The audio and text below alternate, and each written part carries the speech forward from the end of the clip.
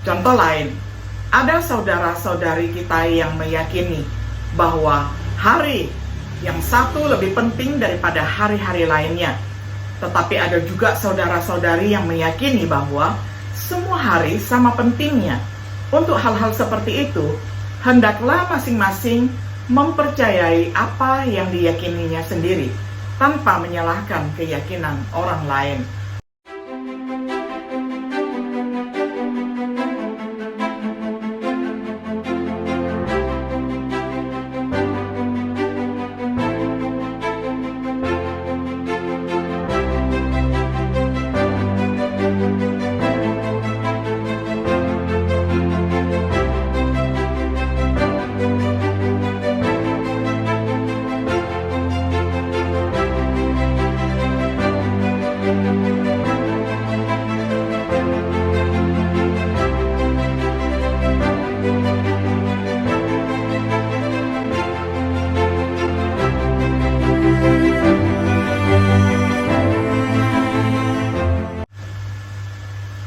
Shalom, sahabat Biblika yang dikasihi oleh Tuhan. Sungguh senang kita dapat berjumpa kembali di dalam acara Refleksi Sahabat Biblika. Pada hari ini kita tiba pada episode yang ke-58 di dalam serial pembahasan Kitab Kisah Para Rasul dengan tema Hari Pertama dalam Seminggu. Kita akan membaca firman Tuhan dari Kisah Para Rasul pasal 20 ayat pertama saja. Saya akan bacakan untuk kita semuanya di dalam terjemahan sederhana Indonesia. Pada hari Minggu malam, kami dan saudara-saudari seiman di Troas berkumpul untuk makan bersama dan mengadakan perjamuan kudus. Paulus berkhotbah kepada mereka lama sekali, sampai tengah malam, karena rombongan kami berencana untuk berangkat meninggalkan mereka besok paginya. Sampai demikian jauh pembacaan firman Tuhan dari Kisah Para Rasul 20 ayat 7. Sahabat Biblika yang dikasihi oleh Tuhan, selama hampir 2000 tahun, orang-orang Kristen berkumpul pada hari Minggu untuk merayakan perjamuan Tuhan. Mengapa pada hari Minggu ataupun hari pertama dalam seminggu? Mengapa tidak pada hari Sabat ataupun hari ke-7 dalam seminggu? Dalam Kisah Para Rasul pasal 20 ayat 7 yang telah kita baca bersama tadi, kita menemukan referensi pertama untuk beribadah pada hari Minggu. Ketika para murid berkumpul untuk memecahkan roti ketika Paulus berbicara kepada mereka. Beberapa orang mungkin bertanya-tanya, apakah perikop ini merujuk pada perayaan mingguan? Dan apakah orang Kristen memang berkumpul pada hari pertama minggu itu untuk mengambil bagian dalam perjamuan Tuhan? Pertimbangkan bukti untuk yang pertama, peringatan makan perjamuan. Bukti dari Alkitab. Ketika gereja dimulai, mereka terus dengan tekun di dalam memecahkan roti. Murid-murid berkumpul pada hari pertama minggu itu untuk memecahkan roti. Memecahkan roti kemungkinan besar merujuk pada perjamuan Tuhan atau perjamuan kudus, indikasi lain dari perayaan mingguan. Jemaat di Korintus sedang berkumpul untuk makan perjamuan Tuhan, meskipun mereka menyalahgunakannya. Petunjuk-petunjuk mengenai persekutuan menunjukkan bahwa mereka berkumpul pada hari pertama minggu itu. Bukti di dalam sejarah. Bukti sejarah paling awal di luar Alkitab menegaskan hari dan frekuensinya.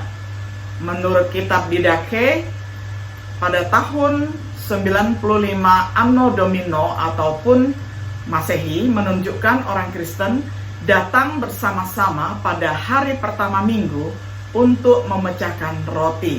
Didache pasal 14 ayat 1. Justin Martir tahun 150 Masehi mencatat bagaimana orang Kristen berkumpul pada hari Minggu dan mengambil bagian dalam perjamuan. Terdapat di dalam Apologi 1 dan 67.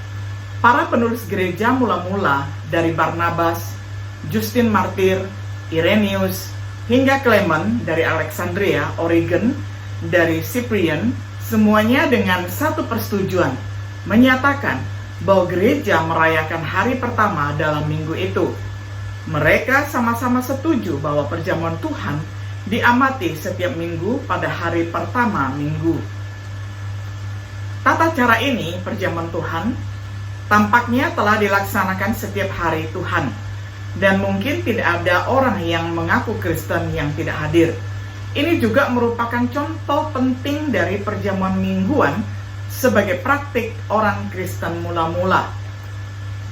Sudah diketahui dengan baik bahwa orang-orang Kristen mula-mula mengadakan Ekaristi atau perjamuan Tuhan setiap hari Tuhan. Kita memahami ayat 7 untuk menunjukkan bahwa pemecahan roti pada hari pertama minggu itu adalah kebiasaan selama periode kerasulan. Konsensus yang luar biasa dari sumber-sumber ekstra Alkitabiah mendukung kesimpulan bahwa praktek Alkitabiah adalah perayaan perjamuan Tuhan setiap hari pertama dalam seminggu. Tapi seperti yang ditanyakan dalam pendahuluan, mengapa hari Minggu? Mengapa bukan hari Sabat? Simak berikut ini mengenai hal yang kedua, kita belajar tentang hari perhentian. Mengapa hari pertama Minggu? Yesus bangkit dari kematian pada hari Minggu. Yesus menampakkan diri kepada murid-muridnya pada hari Minggu. Gereja dimulai pada hari Pentakosta, yaitu hari Minggu. Perintah untuk mengumpulkan dana dilakukan juga pada hari Minggu. Yesus menampakkan diri kepada Yohanes pada hari Tuhan yang kemudian dipahami sebagai hari Minggu. Kitab suci tidak secara eksplisit menyatakan hal di atas sebagai alasan mengapa orang Kristen berkumpul pada hari pertama minggu itu, tetapi mungkin menunjukkan mengapa mereka melakukannya. Mengapa tidak pada hari Sabat? Sabat adalah tanda perjanjian Musa, sedangkan orang Kristen berada di bawah perjanjian baru. Tidak ada perintah perjanjian baru untuk memelihara hari Sabat. Perintah untuk memelihara hari Sabat pada zaman Musa. Dewan Yerusalem tidak memerintahkan orang percaya non-Yahudi untuk memelihara hari Sabat.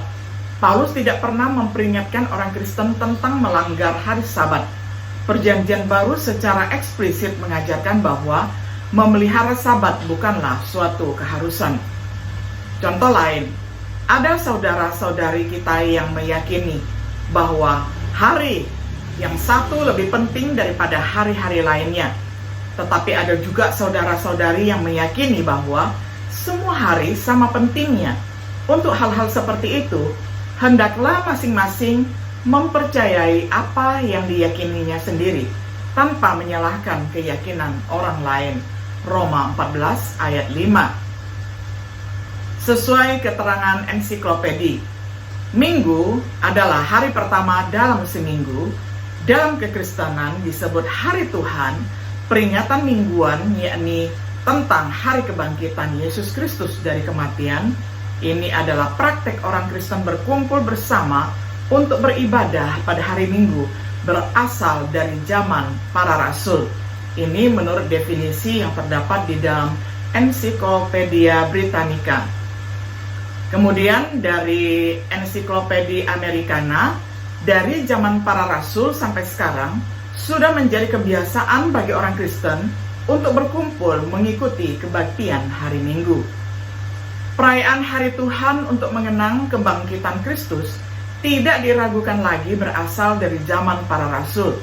Tidak ada preseden apostolik yang dapat menjelaskan ketaatan agama universal di gereja-gereja abad kedua. Tidak ada suara yang berbeda. Kebiasaan ini adalah ditegaskan oleh kesaksian para penulis pasca apostolik paling awal seperti Barnabas, Ignatius, dan Justin Martin. Sejarah gereja Kristen bisa dibaca karya Philip Scrubb, volume 1 halaman 2001 sampai 202. Bukti internal dan eksternal dari Alkitab menunjukkan bahwa orang Kristen bertemu bersama pada hari pertama dalam minggu itu, yaitu hari Minggu. Kesimpulan, sekali lagi, dari Philip Scrubb, History of Christian Church volume 1 halaman 478 sampai halaman 479. Tampaknya oleh karena itu dari perjanjian baru sendiri bahwa hari Minggu diperingati sebagai hari ibadah dan dalam peringatan khusus kebangkitan di mana pekerjaan penebusan telah selesai. Kebaktian hari Minggu yang universal dan tidak bertentangan di abad kedua hanya dapat dijelaskan oleh fakta bahwa ia berakar pada praktik kerasulan. Beberapa orang mungkin mengatakan bahwa bukti Alkitab langka, tapi bisikan firman Tuhan lebih berharga daripada ledakan pendapat manusia. Teladan kerasulan lebih berwibawa daripada tradisi manusia manapun. Jika kita adalah murid Kristus, apakah kita berkumpul dengan orang Kristen lainnya pada hari pertama minggu itu untuk memecahkan roti atau melakukan perjamuan Tuhan? Sahabat Biblika yang dikasihi oleh Tuhan, bersyukur dan berbahagia sekali kalau kita mempunyai rumah yang kedua di dalam kehidupan kita, yakni gereja. Karena gereja adalah institusi yang Tuhan dirikan sama seperti keluarga yang juga didirikan langsung oleh Tuhan, sehingga melalui gereja sebagai keluarga besar kita, pada hari Minggu kita dapat berkumpul, beribadah, dan pada hari pertama di dalam minggu itu, yakni hari Minggu, kita beribadah. Dan kemudian biasanya menurut gereja masing-masing pada minggu pertama, entah itu setiap bulan atau 3 bulan sekali, kita mengadakan perjamuan kudus. Kiranya ini boleh menjadi sarana bagi kita untuk semakin mempererat persekutuan kita dengan Tuhan dan juga persekutuan kita dengan sesama. Tuhan Yesus memberkati dan menyertai kita semuanya. Shalom.